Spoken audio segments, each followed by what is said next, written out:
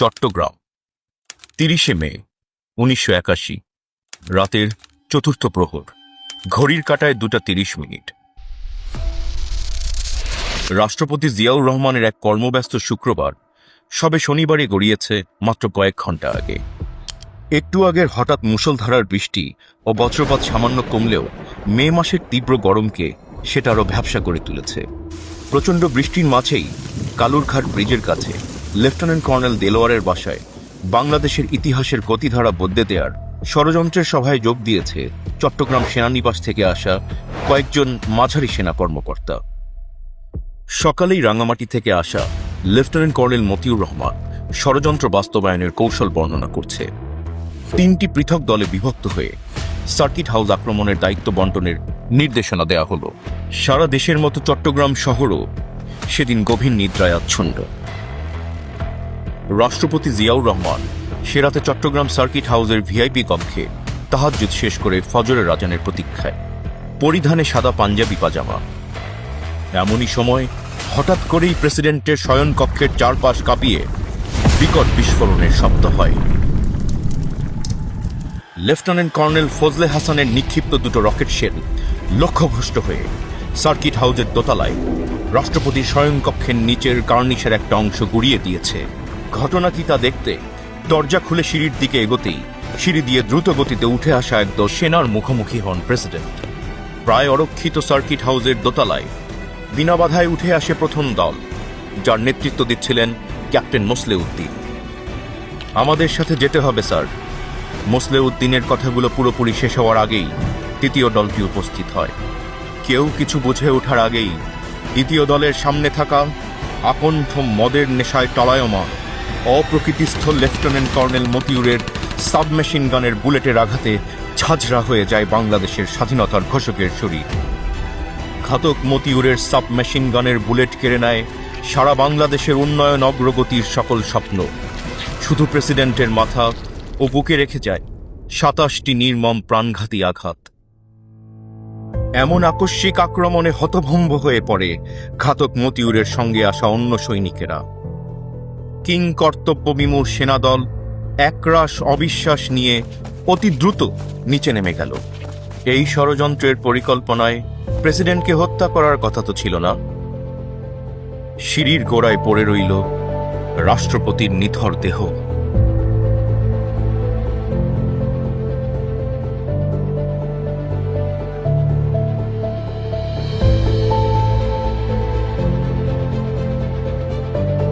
চট্টগ্রাম থেকে ২০০ কিলোমিটার দূরে ঢাকা সেনানিবাসের বাড়িতে গভীর নিদ্রায় আচ্ছন্ন দুই কিশোর তারেক ও আরাফাতের ললাট লিখনে পিতৃহারার চিরস্থায়ী চিহ্ন রচিত হল সবার অগোচরে।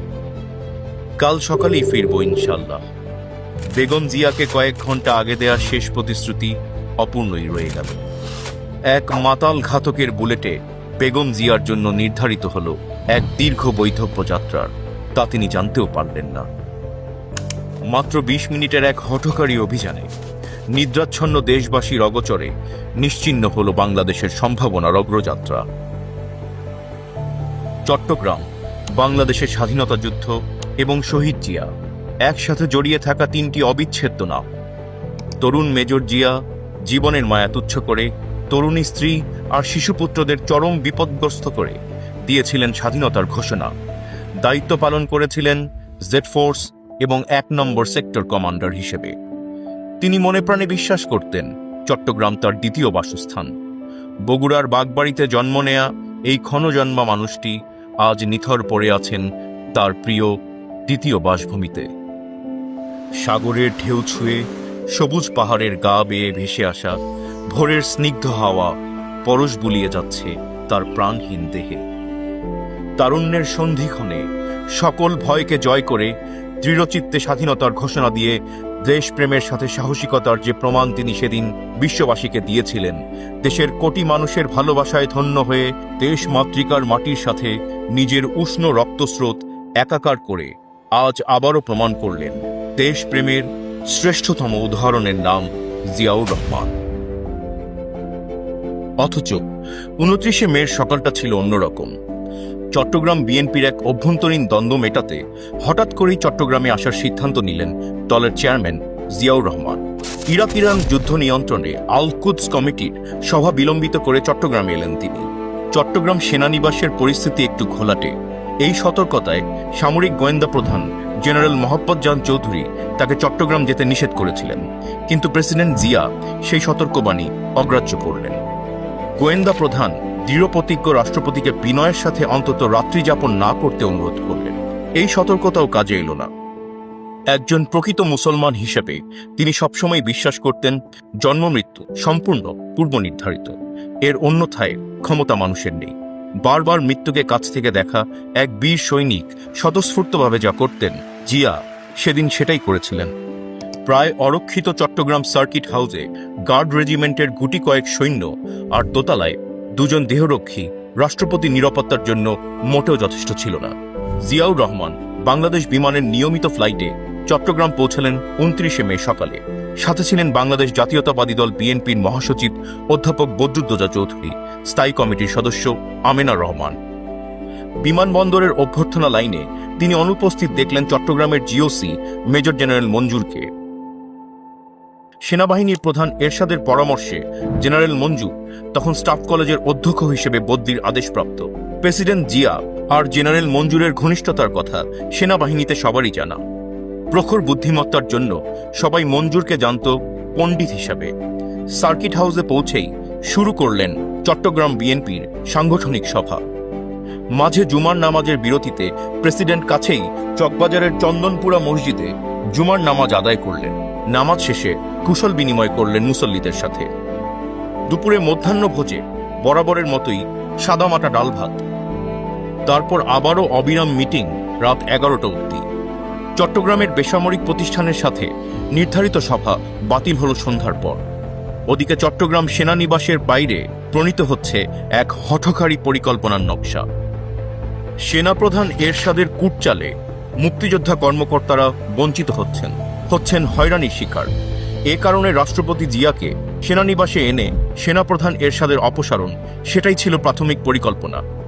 এই আপাত রক্তপাতহীন পরিকল্পনার সাথে সবার অজান্তে যুক্ত হল লেফটেন্যান্ট কর্নেল মতির মতো ভুল ধারণা প্রসূত ব্যক্তি প্রতিশোধের হঠকারী সিদ্ধান্ত।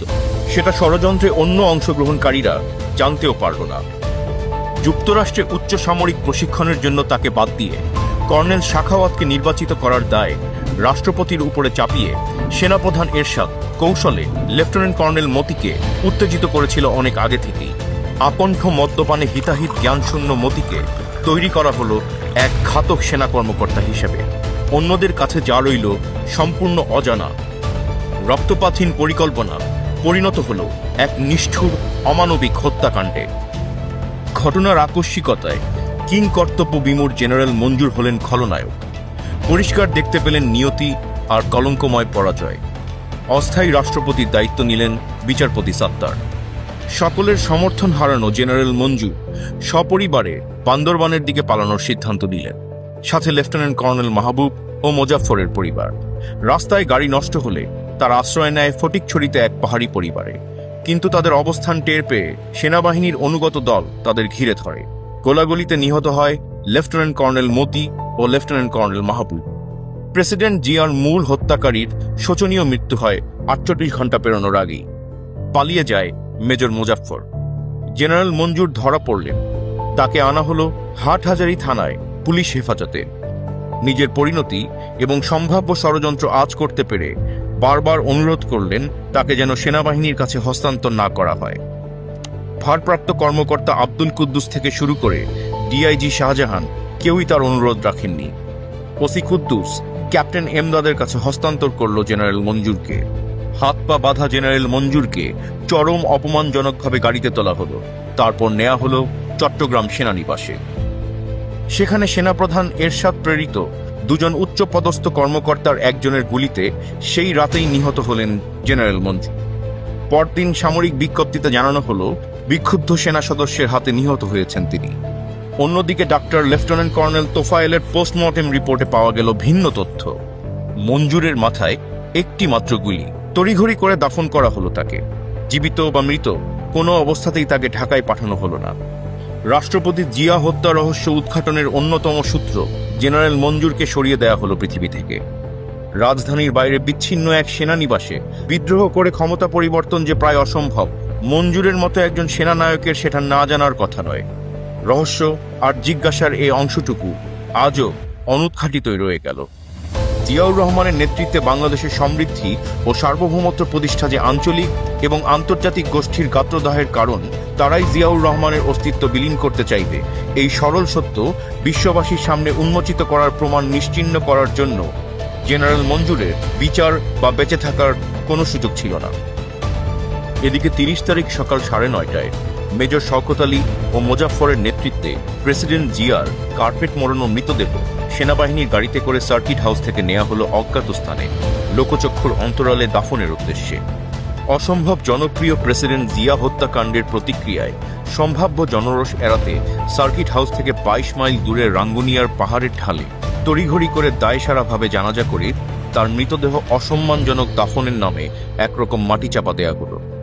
বিদ্রোহের নামে সংগঠিত হঠকারী সেনা তৎপরতা থেমে গেল স্বাভাবিকভাবেই। ঘাতকের দল হয় ধরা পড়ল অনুগত সেনাবাহিনীর হাতে, নয়তো পালিয়ে গেল। পরিস্থিতি শান্ত হতেই ১ জুন সকালে প্রথমেই শুরু হলো শহীদ প্রেসিডেন্টের মৃতদেহের খোঁজ। কর্নেল হান্নান শাহের নেতৃত্বে সেনাবাহিনীর দল কিছুক্ষণের মধ্যেই রাঙ্গুনিয়ায় বাংলাদেশ টোবাকো কোম্পানির পেছনের পাহাড়ের ঢালের অগভীর গর্ত থেকে উদ্ধার করল রাষ্ট্রপতির মৃতদেহ। রাষ্ট্রপতির মৃতদেহ নেওয়া হলো চট্টগ্রাম সেনানিবাসে। মৃতদেহের ময়নাতদন্ত সম্পন্ন করলেন সেনাবাহিনীর প্যাথোলজি বিশেষজ্ঞ lieutenant colonel doctor Tofail Ahmed. ময়নাতদন্ত শেষে প্রয়োজনীয় ড্রেসিং করবার পর রাষ্ট্রপতির মৃতদেহ চট্টগ্রামের জেলা প্রশাসক জিয়াউদ্দিন এবং কর্নেল হান্নান শাহের তত্ত্বাবধানে বিমান বাহিনীর বিশেষ বিমানে করে পাঠানো হলো ঢাকায়। পুরাতন বিমানবন্দরে সামরিক বেসামরিক কর্মকর্তাদের সাথে সেই হৃদয় বিদারক মুহূর্তের মুখোমুখি হলেন বেগম খালেদা জিয়া ও তার 2 কিশোর পুত্র।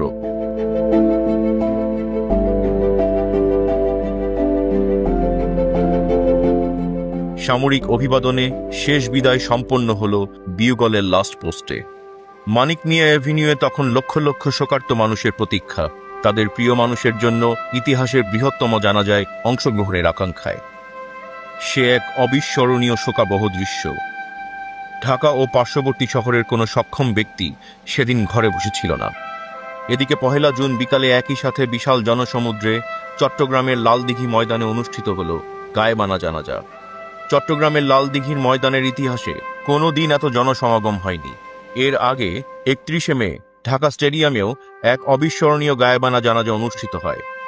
বিশ্ববাসী সেদিন সেই জনসমুদ্র দেখে উপলব্ধি করলেন শহীদ জিয়া দেশবাসীর কাছে কতটা জনপ্রিয় ছিলেন। স্বজন হারানোর শোকে গৃহকোণে সেদিন অশ্রুসজল ছিলেন সারা দেশের অগণিত মা বোনেরা। স্তব্ধ হয়ে গিয়েছিল সমগ্র বাংলাদেশ। প্রেসিডেন্ট জিয়ার মৃত্যুতে সারা দেশে ৪০ দিনের রাষ্ট্রীয় শোক ঘোষিত হয়।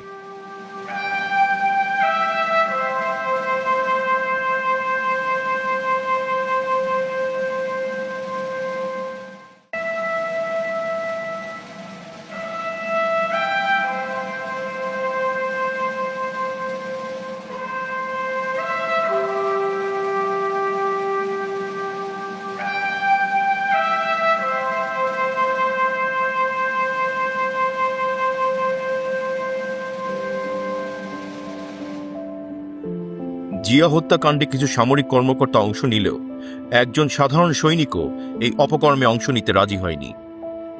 দেশের কোটি কোটি মানুষের কাছে স্বজন হারানোর ব্যথা এক একটি অধ্যায়ের মতো সেদিন প্রতিফলিত হচ্ছিল স্মৃতির পাতায়। রাজনৈতিক নেতাদের ব্যর্থতায় এক তরুণ মেজরের ১৯৭১-এর ২৬শে মার্চে স্বাধীনতার ঘোষণা, জেড ফোর্সের অধিনায়কত্ব, ১৯৭৫-এর ৭ই নভেম্বরের দিশাহীন জাতির সামনে আশার আলোকবর্তিকা হয়ে আবির্ভাব, তলাবিহীন দুর্ভিক্ষ কবলিত বাংলাদেশকে খাদ্যে স্বয়ংসম্পূর্ণতা এনে দেওয়া, একদলীয় বাকশালের শৃঙ্খল থেকে বহুদলীয় গণতন্ত্রে উত্তরণ, শৃঙ্খলিত গণমাধ্যমকে অবারিত মুক্তির আস্বাদ দেওয়া, মুসলিম বিশ্বে সম্মানের আসনে প্রতিষ্ঠিত হওয়া, পূর্ব আর পশ্চিমের বিশ্বকে মৈত্রীর বন্ধনে আবদ্ধ করা, খাল খননে সারা বছরের ফসলের সম্ভাবনা সৃষ্টি, আঞ্চলিক সহযোগিতায় সার্কের ধারণার জন্ম দেয়া, তৈরি পোশাক ও মধ্যপ্রাচ্যের শ্রমবাজারের সম্ভাবনায় অর্থনৈতিক স্বনির্ভরতা অর্জন, সততা, দেশপ্রেম ও স্বজনপ্রীতির ঊর্ধ্বে এক প্রকৃত জনবান্ধব রাষ্ট্রপতির দেখা পাওয়া, উসর আরাফাতের মরুভূমিতে জিয়া ট্রির সুশীতল ছায়ায় চিরস্থায়ী সম্মানের আসনে বাংলাদেশকে পৌঁছে দেয়া আত্মার আত্মীয় এই মানুষটি আর নেই। এই শোকাবহ সত্যের মুখোমুখি হবার বেদনা সেদিন দেশের সকল মানুষের হৃদয়ে। সবাইকে কাঁদিয়ে এই প্রিয় মানুষটির শেষ ঠিকানা আজ সংসদ ভবনের উত্তরে জিয়া উদ্যানের সবুজ শয্যায়। মানুষের ভালোবাসায় যা আজও ভাস্বর ও শুভকামনায় সিক্ত। শহীদ রাষ্ট্রপতি জিয়াউর রহমানের ৪৫ বছরের সংক্ষিপ্ত জীবনের প্রতিটি ছত্র পরিপূর্ণ সফলতার সোনালী গাথায়। কিন্তু তার শাহাদাত প্রশ্ন রেখে গেছে অজস্র, যার উত্তর আজও অজানা আমাদের। অসম্ভব জনপ্রিয় এই রাষ্ট্রনায়ককে কেন ঘাতকের বুলেটে প্রাণ দিতে হলো? তার হত্যার সাথে তৎকালীন সেনাপ্রধান জেনারেল এরশাদের সংশ্লিষ্টতা কতটা, সেই সত্য কেন উদ্ঘাটিত হলো না?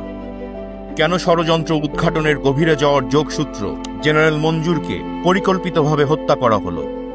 বাংলাদেশের স্বাধীনতা আর সার্বভৌমত্বের প্রতীক রাষ্ট্রপতি জিয়াকে নিশ্চিহ্ন করার মাধ্যমে সবচেয়ে বড় সুবিধাভোগীদের সংশ্লিষ্টতা কেন সামনে এলো না? আওয়ামী লীগ নেত্রী শেখ হাসিনার স্বদেশ প্রত্যাবর্তনের ১৩ দিনের মাথায় জিয়ার হত্যাকাণ্ড সংঘটিত হল। বিষয়টি কি নিছকই কাকতালীয়? মুসলিম বিশ্বে ক্রমবর্ধমানভাবে জনপ্রিয় এবং বাংলাদেশকে স্থিতিশীল সমৃদ্ধির পথে নিয়ে যাওয়ায় যাদের গাত্রদাহ, সেই সব বিদেশি গোয়েন্দা সংস্থার সংশ্লিষ্টতার সত্য কেন আজও উদ্ঘাটিত হল না? ৩০শে মে সংঘটিত ঘটনায় হয়েছে শুধুমাত্র সেনা বিদ্রোহের বিচার, শহীদ জিয়া হত্যার বিচার হয়েছে কি? ইতিহাসের কাছে এই সব প্রশ্নের জবাবের প্রতীক্ষায় রইল বাংলাদেশ। বাংলাদেশের আকাশে যতদিন লাল সবুজের পতাকা উড্ডীন থাকবে, ততদিনই প্রশ্নহীনভাবে একজনের নাম গর্বের সাথে উচ্চারিত হবে, জিয়াউর রহমান। যদি বাংলার বুকে নাম তোমার রাখতে চাও অম্লান, তবে হয়ে যাও তুমি জিয়াউর রহমান। যদি বাংলার বুকে নাম তোমার রাখতে চাও অম্লান, তবে হয়ে যাও তুমি জিয়াউর রহমান। যদি আবার স্বাধীনতার আকাশ ছুতে চাও তুমি আবার, তবে হয়ে যাও তুমি জিয়াউর রহমান। যদি বাংলার বুকে নাম তোমার রাখতে চাও অম্লান, তবে হয়ে যাও তুমি জিয়াউর